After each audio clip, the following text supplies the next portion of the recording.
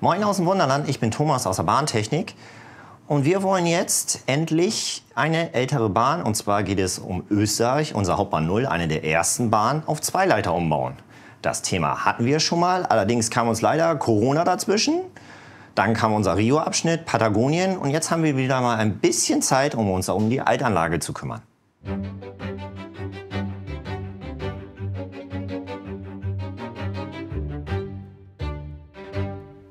Es geht um Österreich und unsere Hauptbahn 0, eines der ältesten Bahnen, gut 20 Jahre alt.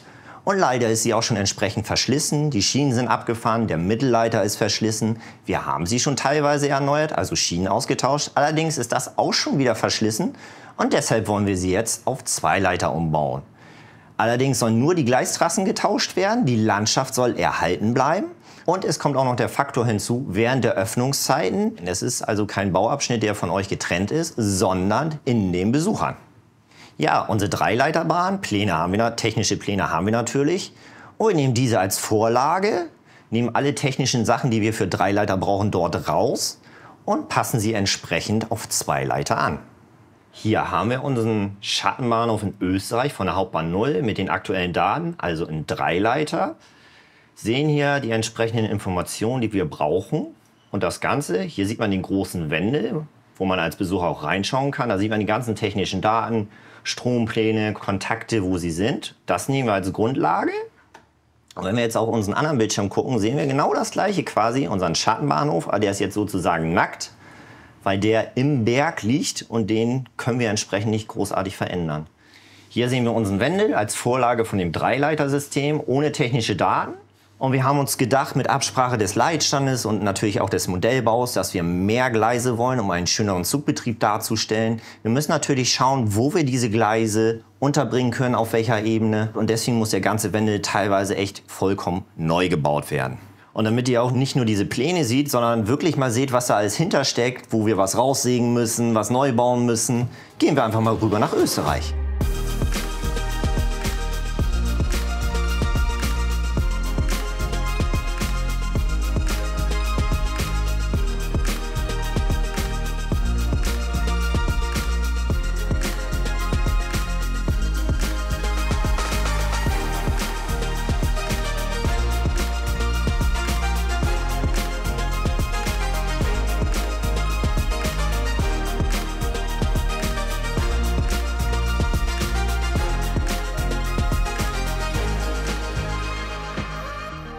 Ja, wir sind in Österreich angekommen und hier sehen wir unsere größte Herausforderung, unseren Wendel.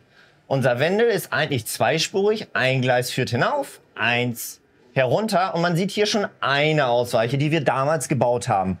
Und die größte Herausforderung, man sieht es auch, so eine Ausweiche mit 2 Gleisen nach unten und 2 Gleisen nach oben ist doppelt so breit wie die normale Trasse und das wollen wir nach Möglichkeit hier noch oft einbauen.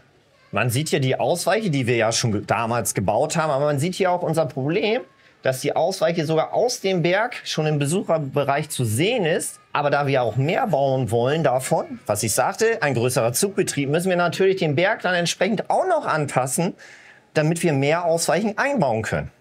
Hier sieht man allerdings auch schon sehr schön, was ich sagte, dass dieses Dreileiter Märklin-Gleis abgefahren ist. Die Schienen, die gehen noch, aber in der Mitte, der Mittelleiter, diese Punktkontakte, die Märklin typisch hat, kann ich so mit dem Finger rüberfassen und man fühlt ihn fast gar nicht mehr. Er ist so weit runtergeschliffen, dass teilweise die Schwellen sogar schon abgeschliffen wurden von den Zügen. Nicht nur, dass unser neuer Wendel viel Platz braucht, sondern auch unsere Rückmeldekarte. Man sieht hier eine alte Dreileiter-Rückmeldekarte. Das sind 16 Kontakte und beim Zweileiter brauchen wir für die gleiche Menge den doppelten Platz. Märklin verwendet Kurzkontakte, also man hat einen Kontakt von einer 10 cm in etwa Länge, dann kommt durchaus mal 2 Meter nichts und dann kommt der nächste Kurzkontakt. Während beim Zweileitersystem man von Kontakt zu Kontakt fährt, also dazwischen keine Stücke sind, wo keine Rückmeldung ist, sondern man hat ständig eine Rückmeldung von dem Zug. Die ist dafür da, damit die Leute am Leitstand wissen, wo exakt der Zug ist und wo eventuell es ein Problem gibt.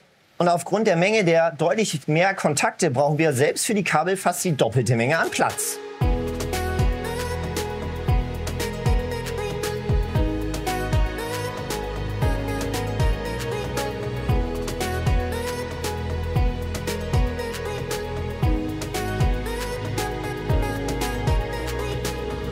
Wir sind jetzt hinter Österreich bei unserem Schattenbahnhof der Hauptbahn 0. Und hier haben wir auch das Problem, wie kommen wir an den ran? Unser Schattenbahnhof befindet sich hier unten. Und da müssen wir natürlich auch die Gleise tauschen. In den neuen Bauabschnitten haben wir den Luxus, unsere Schattenbahnhöfe außerhalb bauen zu können und sie dann ganz entspannt in die Anlage einzufügen. Das haben wir hier natürlich nicht. Auch hier in Knuffingen hat unser Hauptbahn 0 einen Schattenbahnhof, der allerdings noch schwieriger zu erreichen ist. Der Gang ist enger, der Schattenbahnhof ist enger integriert, aber auch hier müssen wir irgendwie es schaffen, die Schienen zu tauschen. Ja, wie wir es hinter der Anlage machen, wissen wir noch nicht genau, ob wir Module einbauen, die dann einfügen. Aber hier in Knuffingen haben wir bei der Hauptbahn 0 den Vorteil, dass die Gleise hier oberirdisch sind. Da haben wir den Vorteil, dass wir besser rankommen können. Allerdings müssen wir hier in den Bergen klettern und die Landschaft soll natürlich erhalten bleiben und nicht kaputt gehen. Aber ein Riesenvorteil für euch ist hier, dass ihr uns direkt bei der Arbeit über die Schulter schauen könnt.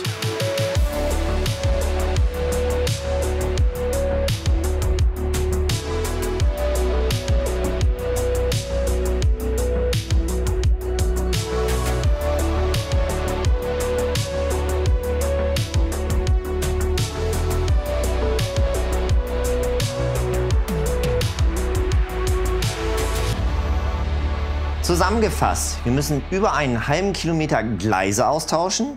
Durch die zusätzlichen Ausweichen im Wendel kommen dann noch mehr Gleise hinzu.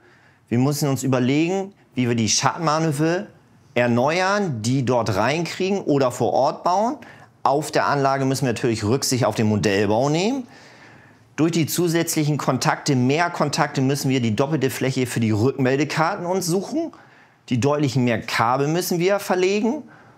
Und damit wir das alles unter einen Hut kriegen, müssen wir das natürlich vernünftig planen. Deshalb hoffen wir, im November mit dem Umbau starten zu können. Deshalb drückt uns die Daumen, dass das Ganze reibungslos über die Bühne geht. Kommt vorbei, schaut uns dabei zu, wie wir umbauen.